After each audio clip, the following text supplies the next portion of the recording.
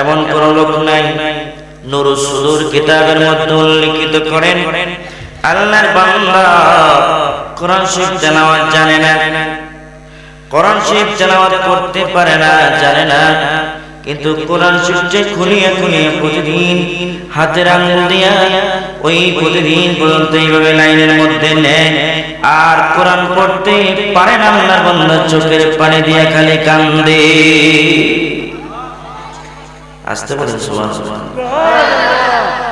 বন্ধুরা আল্লাহর বান্দা কোরআন তেলাওয়াত করতে পারে না, কান্দে, আফসোস করে। অনেক লোক আছে কোরআন শরীফ পড়তে জানে না, কোরআন পড়তে জানে না।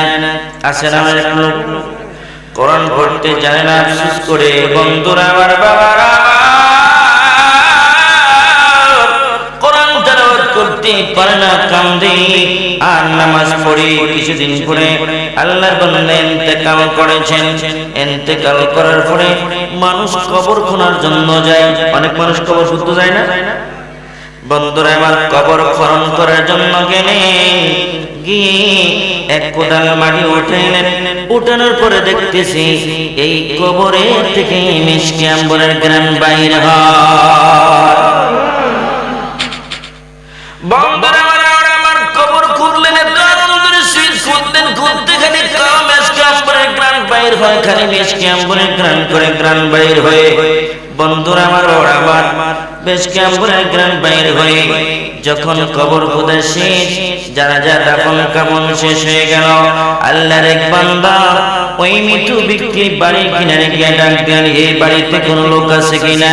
ডাক দিলেন, কে গো তুমি? বলে, আমি একজন কবর খোদ নেওয়ালা।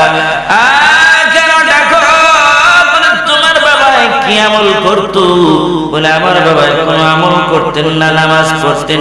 নামাজের পরে প্রতিদিন কোরআন শরীফ খুলে খুলে চোখের পানি ছেড়ে ছেড়ে আমার বাবা কাঁদতো। ও কোরআন পড়ে জানতেন না, আল্লাহর কালামে মুহাম্মদ করতেন, ভালোবাসতেন। বন্ধুরা আমার, বাবারা আমার, কবরের ভিতরে বান্দা যাওয়ার পরে জয় জয় করে আমার রব্বুকা ওয়া মা দীনুকা ওয়া মান নাবিয়্যুর রাসূল।